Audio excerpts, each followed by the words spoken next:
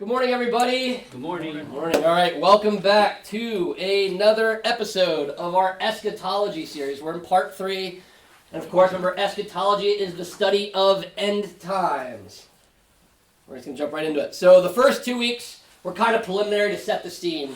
The first week went over common factors, what every Christian believes, no matter what church you go in, Lutheran, Presbyterian, Methodist, even Catholics, they all believe those things that I mentioned in the common factors. Then last week I talked about the different views, what you're going to run into with amillennialism and postmillennialism, even post-tribulational, premillennialism, and you can go back and watch all those if you'd like and kind of go into the details, but I defended the premillennial, pre-tribulation eschatology, which is what we'll be starting to really dive into today, and how we take a very literal approach to the Bible, mainly prophetically, because I did talk about their symbolism, like dragons rising out of the ocean and things like that aren't literally physically going to happen, but they are referring to real events that are literal events, and prophecy's always been literal in Jesus' first coming, so it'll be literal in his second coming, because God is the same and does not change. And then today we're going to be going over the 70 weeks of Daniel, Daniel's 70 weeks, which will really kind of key in on why we take things literally and how it almost has to be literal for this prophecy to continue its fulfillment. It's one of the only prophecies that's kind of we're in the middle of it, which is really interesting. So we're going to just go ahead and start diving in. So again, just really briefly, why study eschatology? Remember, it lets you know God's plan, provides hope and encouragement, allows you to live a holy life, or encourages you to, and inspires evangelism because the time is near. We believe in the doctrine of imminency, and we believe the time is near. Also, it provides good perspectives on current events, which you'll probably see again today as we do Daniel's 70 weeks. You're going to be able to see how current events, why people get so wound up about prophecy about Israel. You're going to see it today. And then again, always want to put this in here. Is eschatology really necessary? I think it's necessary to an extent, not for salvation though. Remember, you can still be saved with bad eschatology. I have a lot of friends that have bad eschatology and they're still going to go to heaven with us. They say the same thing about me. So we have to give and take there, and the Lord will sort it out later.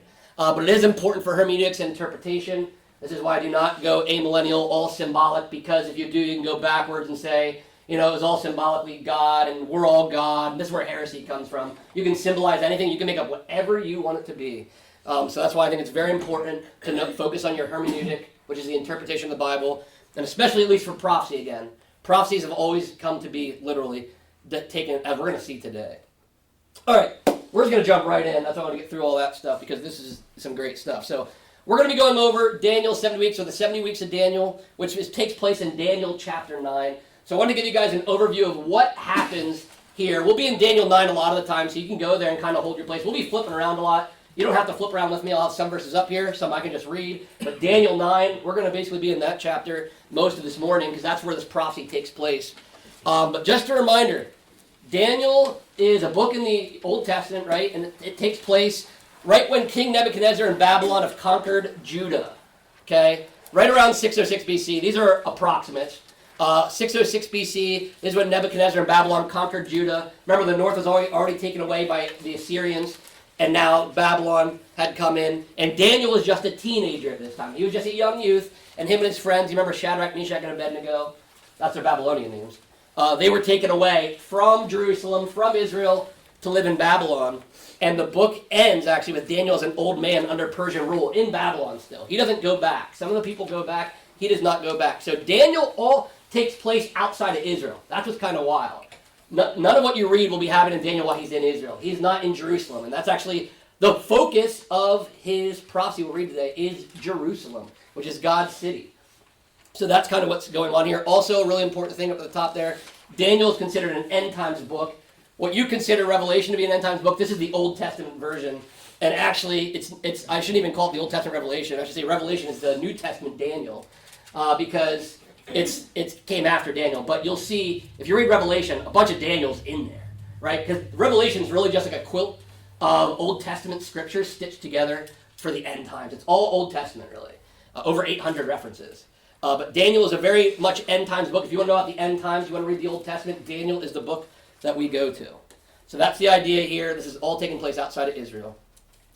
Now, 20 years after Daniel was taken away, Daniel and his friends and the other people of Israel, the Israelites, 20 years later, 586 BC, this is a big date for Israel. This is when Babylon destroyed the temple and Jerusalem. When they originally took them captive, they didn't do that. It took another 20 years about where they did this. And this was the destruction of Solomon's temple. The first temple was destroyed. You'll hear a lot about Second Temple, Third Temple, all that stuff. This was the first temple, and it became destroyed in 586 BC. And this is what begins the times of the Gentiles. You'll hear in the Bible the times of the Gentiles and the fullness of the Gentiles. We'll talk about both of them today. But the times of the Gentiles, you see more of it in Daniel 7. Jesus references it. I'll put it up here in a little bit. Luke 21:24. But the times of the Gentiles is a reference to when Gentiles rule over or control Jerusalem, the city of Jerusalem. Okay? And are we still in the times of the Gentiles, yes or no? Yes, we are. That's tricky because Israel's back, and they have part of Jerusalem, but they don't have all of Jerusalem. If you look at Israel, they do not have all of Jerusalem. That's why all these wars are still kind of taking place today, with Gaza, the West Bank, Golan Heights, all that stuff. They do not have all control of their land that God said would happen. And this is what Jesus said in Luke 21:24. They will fall by the edge of the sword and be led captive among all nations, and Jerusalem, so Jesus even mentions it, will be trampled underfoot by the Gentiles until the times of the Gentiles are fulfilled. And still to this day, there's Gentiles in control there, so we are waiting for the Lord. He will bring the times of the Gentiles to an end. But that's what we see that happens in 586 BC. Now, we're going to dive right into, again, Daniel chapter 9. We're going to talk about Daniel's 70 weeks. And in this time period, remember in the beginning, he's taken away as a teen. He's a young, wise man. They take away to Babylon. Well, now he's lived his life. He's talked to Nebuchadnezzar. He already did the dream stuff. He already got out of the lion's den. All that stuff is in the past. And he's an old man now. He's an old man. And as it stands, Persia has now come in to conquer Babylon. Nebuchadnezzar is getting conquered. You guys all know that Persia is the next kingdom to come and take place. That's kind of what's happening here. I'm just going to read the first two verses, and I actually put them on the screen here. And this is going to give us a jump start into Daniel's 70 weeks. It's really interesting how it starts out. So, Daniel 9, verses 1 and 2. In the first year of Darius, the son of Ahasuerus, by descent a Mede, who was made king over the realm of the Chaldeans, that's the Babylonians, in the first year of his reign, I, Daniel, perceived in the books the number of years that, according to the word of the Lord to Jeremiah the prophet, must pass before the end of the desolations of Jerusalem, namely 70 years. Okay. So, how this starts out is most people go right to the end of Daniel 24 through 27. That's where we'll get to because that's the Daniel 70 weeks. But this whole chapter starts out with Daniel making a discovery. Daniel finds an old prophecy from Jeremiah. Go to Jeremiah 25. Go to Jeremiah 25. You can put a bookmark or something in there or a ribbon in Daniel 9. So we'll be back. But go to Jeremiah. Jeremiah, we'll do 25 and we'll go right to 29 because they're pretty close. Jeremiah 25 verses 11 and 12. Jeremiah 20 verses 11 and 12. Now you have to understand, while you guys are flipping there, you have to understand that Daniel was reading what we're about to read right here. But they had it in scrolls. He didn't have a Bible he could just flip open to. He had found this scroll from Jeremiah. This is what it said in verse 11 and 12 of Jeremiah 25. This whole land shall become a ruin and a waste, and these nations shall serve the king of Babylon 70 years. Then, after 70 years are completed, I will punish the king of Babylon and that nation, the land of the Chaldeans, for their iniquity, declares the Lord, making the land an everlasting waste. Okay, so Daniel reads that. Now go to Jeremiah 29. Go to Jeremiah 29, verse 10. Jeremiah 29, verse 10. There's a couple more chapters after that. Go right to verse 10. I love how God does it. It happens in the Bible a lot. God repeats himself, because that means it's important. Jeremiah 29:10 says, "For thus says the Lord, when 70 years are completed for Babylon, I will visit you, and I will fulfill to you my promise and bring you back to this place." So Daniel reads these. He's in Babylon. He was taken away from Babylon about 7 decades ago. And he reads this scroll now. Notice he didn't find this when he got there. Isn't that bizarre? He didn't find the scroll. He doesn't read it until around 538, 537, 536 BC. It's been about 70 years.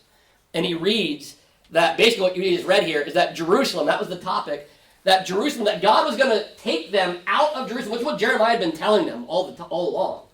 God was going to take them out of Jerusalem, out of Israel, for 70 years.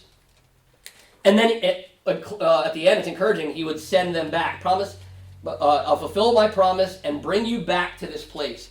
So Daniel reads a minute and says, wait a minute, I remember when this happened. I was a teenager when this happened. He's like in his 80s now. He's like, I remember when I was a teenager when this all started, when all that thing was happening.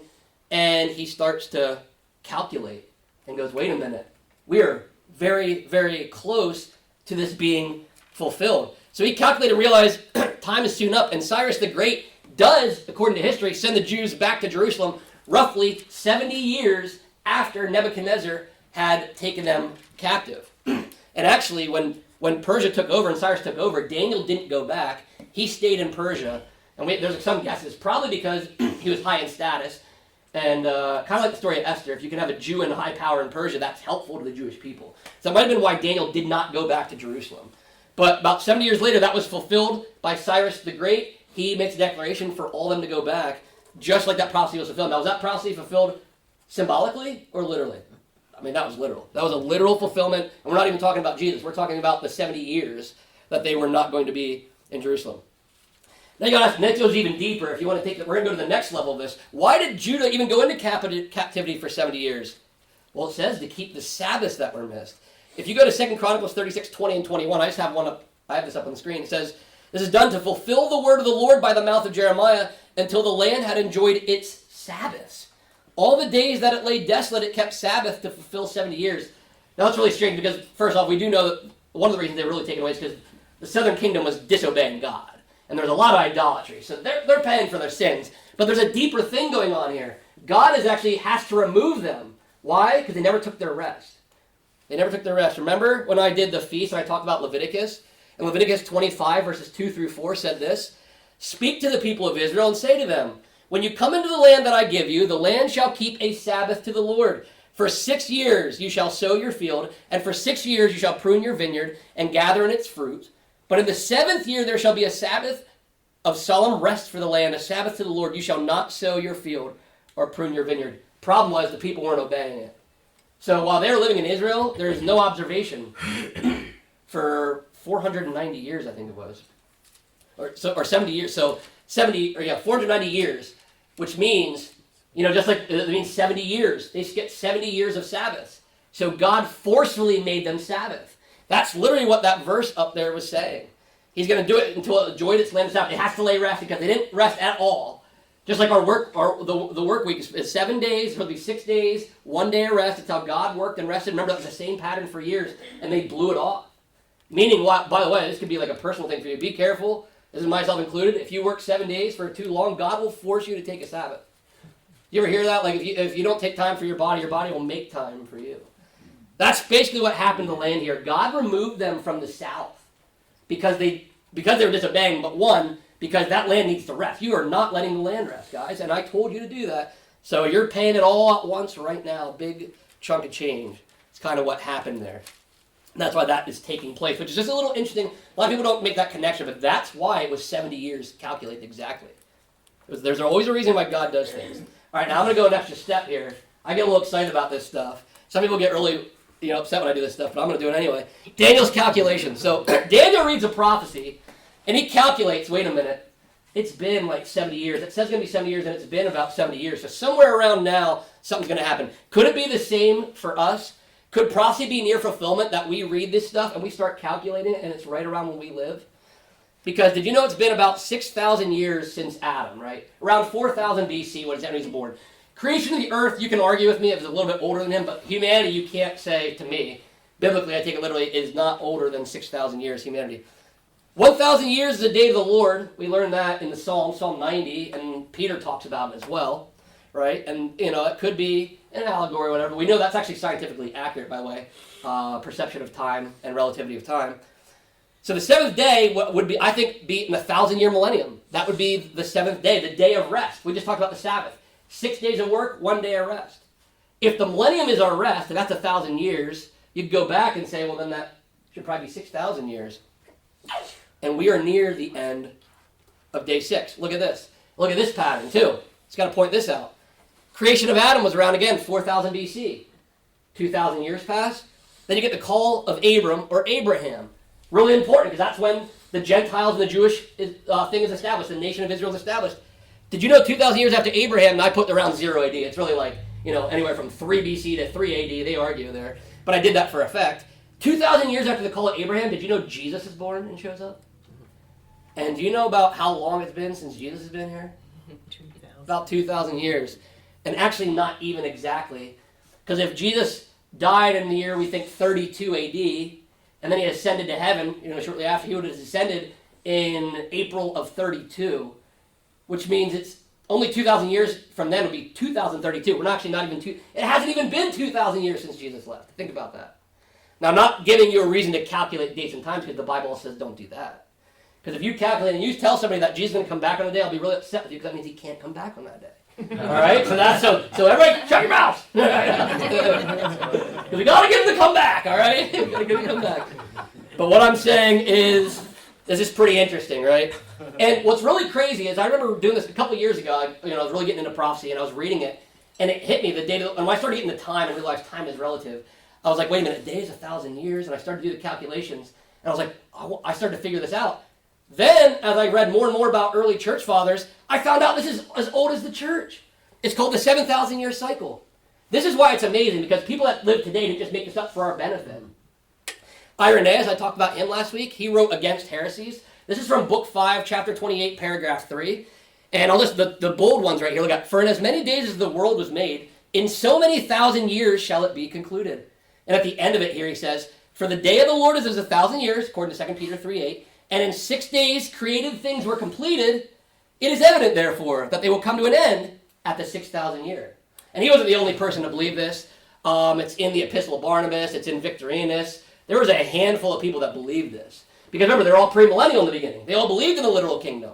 And they were so literal, Irenaeus and a bunch of other people, which I calculated myself, and then I read on these, they calculated and said, well, if we're going to go full literal, the Earth's got to end after 6,000 years. And back then, they could have done the math and probably said, well, around the year 2030, something like somewhere around there would probably be the end. You could have calculated it back then. So I think it's very fascinating that Daniel, he's going to get a prophecy about the end times that we're jumping into. But before he does that, he finds this prophecy. And he reads it and realizes it's almost up. Isn't that really interesting? I just had to point that out. So Daniel, when he figures this out, this is what's really amazing. We can go back to Daniel chapter 9. So Daniel finds out that they're going to be out soon, right? Which is really interesting. There's a whole thing that, if you read Flavius Josephus, it's not in the Bible, but there's a thing that said Daniel actually approached Cyrus with all this stuff. Said, hey, Cyrus, you're supposed to let us out of here. I think you're the guy because I just read Isaiah. And this is again, not in the Bible, but Josephus and the Jews say that Daniel ran up to Cyrus with the scrolls of Isaiah and pointed to his name and then said, I read in Jeremiah that you're going to let us out. And Cyrus said, I should let you guys out then. So that's what the Jews believe, is that Daniel convinced Cyrus by showing him this stuff, that he was the one. He's named, if you read Isaiah, Cyrus and Josiah are the only two people named in prophecy in the Bible before it is actually fulfilled. Cyrus is named in Isaiah. So Daniel could have run up to Cyrus and actually showed him. That's conjecture. But anyway, Daniel finds this out. So what a great reaction. He doesn't go around saying, the world's going to end, everybody. He doesn't do that. Like, he's probably excited we're going to get out. He might have ran around, but you don't see it. And then Daniel went around and told everybody around that it's going to all be over soon. We're all going to get out soon. He probably did that, but the Bible doesn't put that in here. What does the Bible say he did? Well, he focused immediately on Israel's sin. And Daniel's prayer focuses on Israel's collective sin and failure to follow God's laws, which you see right there in verses 5 and 6. Let me bring mine up here. Verses 5 and 6. We have sinned and done wrong and acted wickedly and rebelled, turning aside from your commandments and rules. We have not listened to your servants, the prophets, who spoke in your name to our kings, our princes, and our fathers, and to all the people of the land. Now, Daniel's been pretty obedient, but he's out here just showing us humility. Because remember, it's national Israel in the Old Testament. It's really popular. Jesus revolutionizes things and says, worry about yourself and then everybody else. But everything back in the day was really national Israel. And there's still a national Israel in play. Because it talks about in the end, Israel will be unblinded. Right now, it's like 1.7% is Christian. So they're all almost spiritually blind. And that will come into play at the end. But Daniel is praying for the people. And he's praying to God. He doesn't sit down on his bed and say, well, God will be back soon. We just got to wait. I'll just go, drink my tea and just wait for you until he lets, Cyrus let us return. No, he just starts praying to God, apologizing for all the sin, urging that the Lord would come, basically allow them to go back to Jerusalem. He asks forgiveness for the sins of Israel. He prays for Jerusalem. And by the way, he's praying for literal Jerusalem.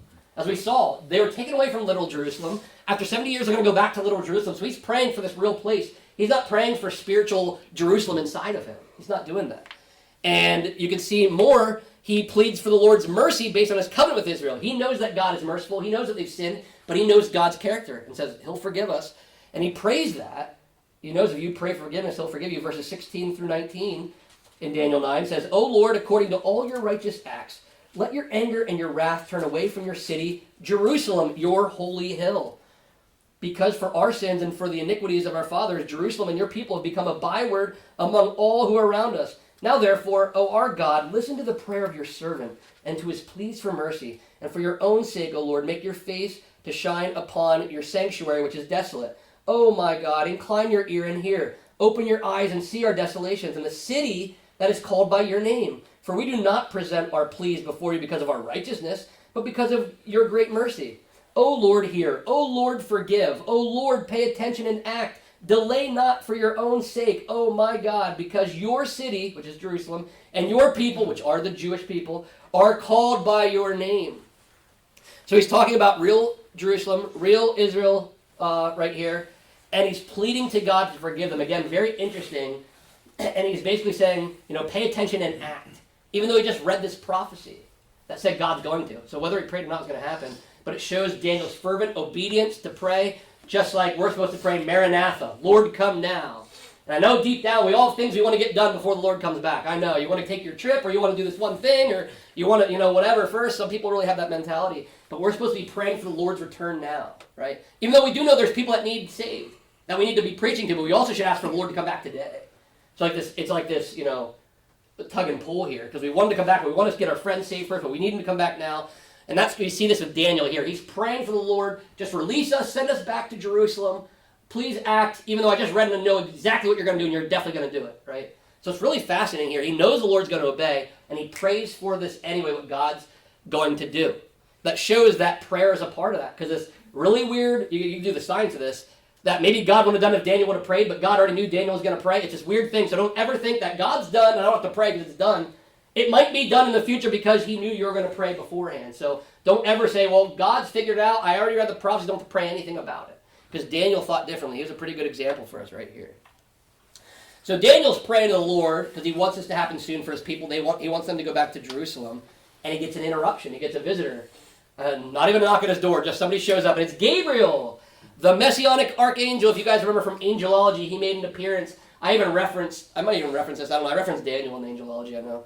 But in verses 20 through 23, this is sometimes even called the interrupted prayer by Gabriel. Gabriel shows up. And remember, he's the Messianic archangel. He's the one that's always coming to give a message about the Messiah, right? The Messiah's going to be born, whatever it's going to be about Jesus. So this is going to be about Jesus. When Gabriel shows up, there's going to be a message about Jesus in here, right? And Gabriel shows up and calls him greatly beloved, which is really interesting because the only other one described in the Bible as greatly beloved was John.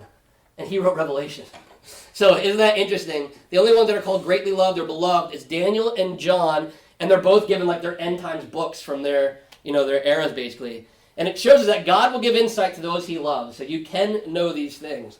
And that's why Daniel and John knew it. It says that they were loved, they were close with God.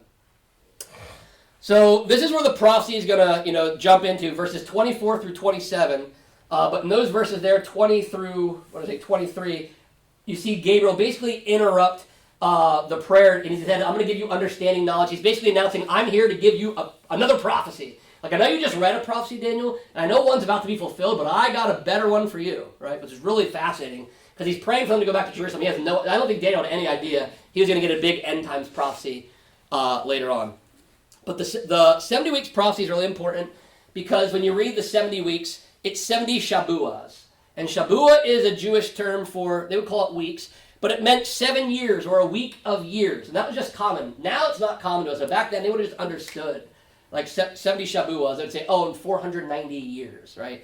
It means 70 sevens, a week of years. And we know that we have this pattern again. Remember, I've been talking about this for a while now, the pattern of 6 and 1. 6 of work, 1 of rest. We have that in our week, of course, the Sabbath day. We just talked about that. 7 weeks, that's Pentecost. Pentecost follows that pattern. There's 7 sevens, that's 49 days, and the 50th day, 50, Penti, that's where it comes from, is Pentecost, right? 7 months. The calendar is 7 months from Nisan to Tishri. Those are 7 months. And then 7 years. We just read about 7 years. You work 6 of the land, you let it rest 1 year. They didn't do that, which is why they're in Babylon, we remember. And another important thing, remember, it follows a 360-day calendar. That's really important if you're doing math, and prophecy involves a lot of math, I'll tell you that. So if you're using a 365-day calendar, your calculations will be wrong, because the Jewish calendar goes off of, remember, 12 months, 30 days. That's why they follow the moon, because the moon's roughly 30 days. And there's an additional 13th month added, remember, Adar 2, and that kind of looks like that. Remember, I put this up here before. And here's just proof that it's 360-day years. In Revelation 11:3, I pointed this out before, the witnesses prophesy for 1,260 days. Revelation 12:6, the woman's nourished for 1,260 days. You divide that by 360, it's a clean, even 3.5. And we knew that from history, but you can even see in other scriptures that this is the calculations that are going on. So that's important to know for this prophecy. Now we're going to read these verses, but you'll notice as we read these 4 verses, the first verse is going to be the scope of the prophecy. Then Daniel 25, 9:25 is the 69 weeks, which have happened. Then the interval in 26, and then the 70th week in 27. So let's go ahead and read these verses. This is the 70 weeks of Daniel. All right. This is what Gabriel is now saying to Daniel here in this prophecy. 70 weeks are decreed about your people and your holy city. That's Jerusalem again, remember. To finish the transgression, to put an end to sin, and to atone for iniquity, to bring in everlasting righteousness, to seal both vision and prophet, and to anoint a most holy place. That'd be the temple in Jerusalem. Now he's going to go into the prophecy part. Know therefore and understand that from the going out of the word to restore and build Jerusalem to the coming of an anointed one, a prince, referring to Jesus, there shall be 7 weeks. Then for 62 weeks it shall be built again with squares and moat, but in a troubled time. And after the 62 weeks, an anointed one shall be cut off and shall have nothing. And the people of the prince who is to come shall destroy the city and the sanctuary. Its end shall come with a flood, and to the end there shall be war. Desolations are decreed, and he shall make a strong covenant with many for 1 week, and for half of the week he shall put an end to sacrifice and offering. And on the wing of abomination shall come one who makes desolate, until the decreed end is poured out on the desolator. So that is the prophecies right there, and we're going to go ahead and just break that down of what that all actually means. So it started out, gave us the scope of what was going to happen. Then verse 25 is when it really started to jump in. It started talking about the 7 weeks and then 62 weeks. Those are a way to break down the 69 weeks. The reason that we believe that's broken down is because when this decree goes out, this actually happens in Nehemiah 2 verses 1 through 8.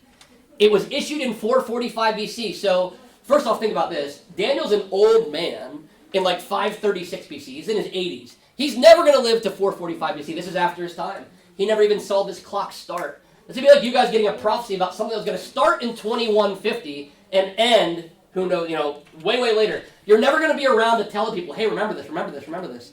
So that's really interesting in prophecy. It's why it's so important to teach people prophecy, because Daniel is not going to be around for these things to be fulfilled. And you'll see why that was problematic, because over time people lose the stress of the prophecy, and that caused issues for Israel, you'll see. But in Nehemiah 2 verses 1 through 8, you can read it when you want, but this takes place in 445 BC. It's one of the 4th decrees, and this is the only decree that is to build Jerusalem and reconstruct the city. So this is when it happened. Cyrus didn't say that. It wasn't until 445 BC. This is when the clock started. This is when that 70-week clock, boom, started to begin. It's cut up that way because it took about 49 years to build the temple. What's really interesting is I talked about the 70 years from 606 to 536. Remember when they conquered Jerusalem and destroyed the temple in 586 BC? That also had a 70-year pattern, so it didn't matter which one you got. If you went to 586, 70 years later is 516 BC. That's when they rebuilt the second temple. So there's also another 70-year pattern built right into that. But it took about 49 years to do that, so it's written this way. The first 7 weeks, you're going to be rebuilding the place until it's all stored up and built again. Then there'll be 62 more weeks, is basically what it's saying. Now, if you add this time up, 49 years, I just talked about how long it took them to actually build Jerusalem, or build the temple. And then the next 62 weeks, 62 times 7 is 434 years. And this is the period that would lead up to what's called the cutting off of the Messiah, or karat, which means literally execution or killing of, which we know happened to Jesus.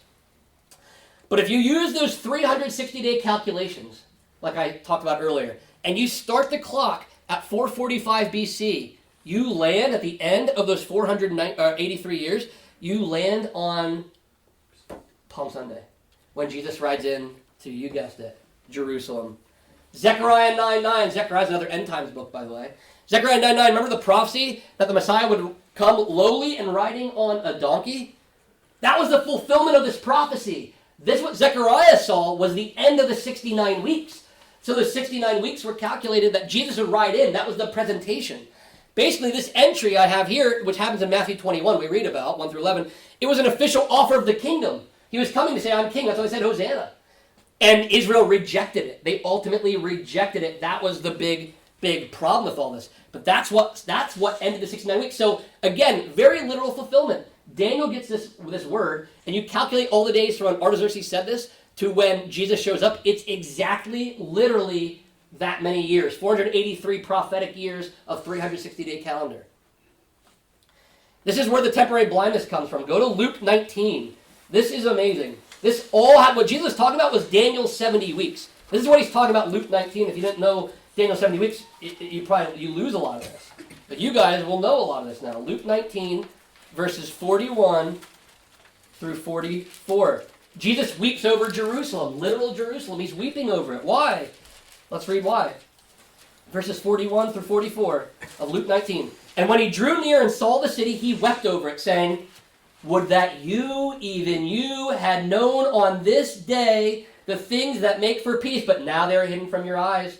For the days will come upon you when your enemies will set up a barricade around you and surround you and hem you in on every side and tear you down to the ground, you and your children within you, and they will not leave one stone upon another in you, because, look at this, you did not know the time of your visitation. So Jesus charges them. The reason that Israel does not believe in Jesus today is because they lost the prophecy of Daniel, and nobody calculated it, or they would have known this was him. Because he said exactly after 69 weeks he had presented, but then cut off. So we know it was already in there that Jesus was going to die. They were going to miss it. This is why Israel today, when you talk to any Jewish friends, they just can't understand that Jesus is Messiah, is because they failed to understand the prophecy, and they're still living in that curse of spiritual blindness. Romans 11:25, you don't have to go there, but it speaks of a partial hardening until the fullness of the Gentiles is complete. Which that is a reference to the church age. That gap year, that 26, there's a gap between the 69th and the 70th week, because that's the church age. After Jesus is cut off, he dies, he comes back from the dead, and now it's focused on the Gentiles. So Daniel's book's always about the Gentiles, a lot of focus on the Gentiles. So the clock, it's a stopwatch that has been stopped after the end of 69 weeks. The clock has been stopped after Jesus rides into Jerusalem. They failed. He's weeping over them. You failed the test, guys. You should have known. Daniel told you I'd be here. Gabriel had him write this down, and you all missed it. That's why he's crying over that. He can't believe it. So that's what happens, but it's all for our blessing. It will all happen until, like Romans 11:25 says, until the fullness of the Gentiles. This is to our benefit. When the last Gentile believer believes, the rapture will happen, and the focus will turn back to Israel. This is why literal Israel is so important. Because we're going to focus on, that's why Israel had to come back from the dead. That's why Israel had to become a nation in 1948. Because there has to be an Israel for all this stuff to be fulfilled. That's why we are the mystery of the church. Again, that 69-week gap. Ephesians 3:4-6 talks about how we are the mystery. The Old Testament was never really, the prophets were never told about the church per se so clearly. They were so confused about what any of this was. And why would Gentiles be included in any of this? They didn't understand it. But the 69 weeks end with the cutting off of the Messiah, and the final 70th week is separated by this interlude. So we are in the gap. Like I said, we're kind of like a chessboard. You start the clock, and then you stop it, and it stops until the next guy makes a move, then you clock in again. It's kind of like that. It's been paused since Jesus rode into Jerusalem, and it's paused for the church age. That's when I talk about the church age. It's the time between Jesus rode into Jerusalem until the rapture, until we have the fullness of the Gentiles. And again, remember, Israel is God's time clock. Like I said, it's a stopwatch. So the 70th week, when it starts up, after the rapture, whenever that is, there could be a little gap of time. I'll talk about that next week. But when that starts up, Israel will be the focus again. Because it was not a spiritual focus for Daniel. It was literal Jerusalem. You guys were taking out a little Jerusalem. I'll send you guys back to little Jerusalem in 70 years. And by the way, while you're talking about little Jerusalem, I have a better prophecy about Jerusalem for you. So again, all literal, all going to be national Israel. And that's why it plays into our eschatology, why eschatology and literal interpretation is so important, because Daniel took it very important. Jesus took it very literally. That's why he was crying over the city. Then the 70th week that we read about in Daniel 9:27, this is the one that we're waiting for. This is called the tribulation. Great tribulation's halfway through. But the tribulation period, when you hear about the tribulation, that is synonymous with week number 70, the 70th week of Daniel. That's the one we're waiting to complete. Remember, what is a Shabuah? A week? It's 7 years, right? That's why you always hear about 7 years, 7 years. That's a week of years is what we're waiting on. Now there's going to be a covenant with the prince who is to come. It does talk about, in 27, you hear it, this is where it gets confusing for people. It talks about Jesus, the prince, is going to be cut off, then a prince to come. You see this kind of confusion in Revelation. The rider on the white horse, the pale white horse in the beginning, people are like, oh, that's Jesus. No, it's not. That's a false Christ. That's the Antichrist. Jesus does ride in the white horse. That's later. Same thing here. The real prince comes. They don't recognize it. A false prince shows up, right? That's what it's saying here. And he'll make a covenant with the prince who is to come. That is the Antichrist. That is the peace treaty I always talk about. That's why I always say, according to Daniel's things, the reason I'm not a post-trib person, for many reasons, is one, I'd be able to calculate the rapture because of all this stuff. Because when that peace deal is signed, that's what this says would start the clock again. 70th week clock. I could start calculating 360-day years for seven years, and I could calculate all that stuff. That's why we'll be gone for the rapture when that happens. But the peace treaty will kick us off when the world sees us, which we should, Lord willing, not be around for. That this will start that stopwatch back up, and it will run for the final 7 years until it's complete. And that's what it's talking about, the prince who is to come. And then it talks about how he'll break it halfway through. That's when the great tribulation begins. The first half of the tribulation will still be bad. God's judging the earth, but it gets really awful when the Antichrist turns on the Jewish people, the nation of Israel. And abomination of desolation sits on the third temple, because that temple still has to be built. The second one was built. The second one was destroyed in the year 70. The third one has to be built. So Jesus' reference in Matthew 24:15 can come true. Now there's going to be people, I'm going to get to this here, people will say, Matthew 24:15, that Jesus is talking about this abomination of desolation, it already happened in 70 AD. He was talking about after he came back, no stone unturned, and that it was all happening in 70 AD, and that's why we're in the millennium now. No, that's false. Because that had happened before Jesus talked about it. I mentioned this on Wednesday night. If you were here for Wednesday night study, you got a little insight on this. Hanukkah has origins because of what Antiochus Epiphanes IV did. He was the Greek leader. And in the year 167 BC, notice it says BC, that's before Christ. Almost 200 years before Christ dies, Antiochus Epiphanes IV literally sits on the throne, the abomination of desolation. And that's why the Maccabean revolt happened. They were not going to let him worship. They're going to start putting all this idolatry and stuff in the temple. So it had already happened when Jesus was talking about this future event. I'm sure there's people in the crowd saying, is he talking about, the Feast of Dedication? Is he talking about, that's what Hanukkah is called. Is he talking about the Feast of Dedication in Antiochus? Why is he talking about the future? Well, because God is teaching us, or Jesus is teaching us the pattern thing again. Yeah, no, you saw it happen back here, but it will happen again in 70 AD. But the ultimate culmination will happen at the end of Daniel's 70 weeks. And that's what this is proving here, that it's a pattern. So even if you say Titus Vespasian, who wiped out everything in the year 70 and sat on the temple, did the abomination of desolation, you'd have to say, well, this is already a pattern because this has happened before. So it'll happen again a third time. We're waiting for the third time that would happen, right? Isn't that really, it's kind of interesting. And remember again, Israel is the focus in the final 7 years of Daniel's prophecy. This is the tribulation. And if you go to Jeremiah 30 verse 7, you don't have to, but it actually calls this time period the time of Jacob's trouble. Do you remember what Jacob's name was changed to in the Bible? Israel, right? So it's not the time of the church's trouble, it's the time of Israel's trouble, time of Jacob.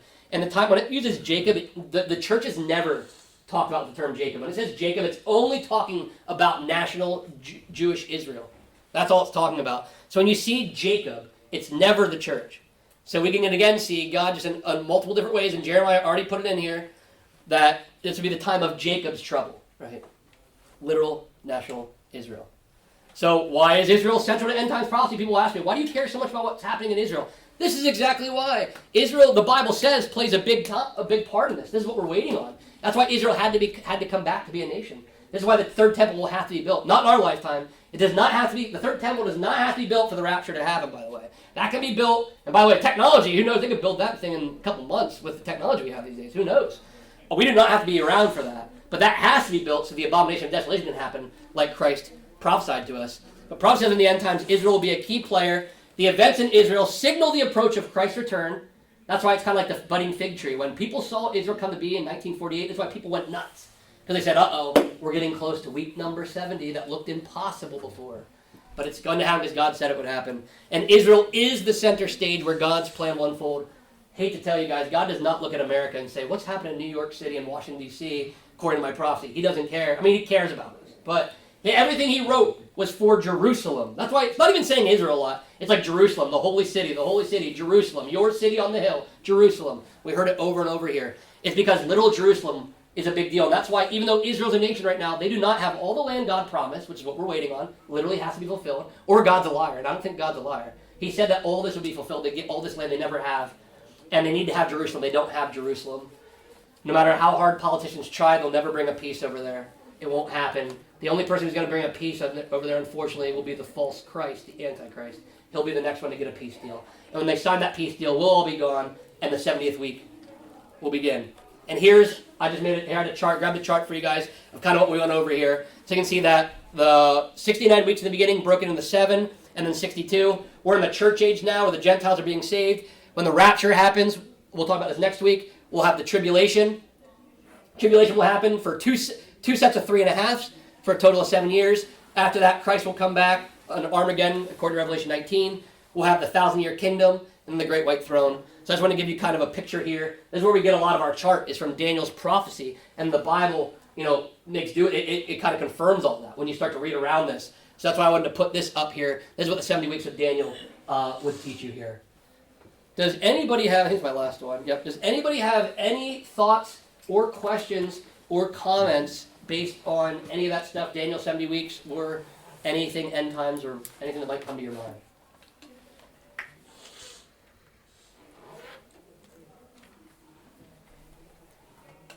All right. Well, with that said, next week we're going to go ahead and get into the rapture, and I couldn't fit it on here, but we'll also talk about the Bema Seat judgment, the judgment seat of Christ, which gets ignored at the rapture. So we're going to cover it all next week. So be excited about that. And then until next time, just keep reading your guys' Bible, and I'll see you next week.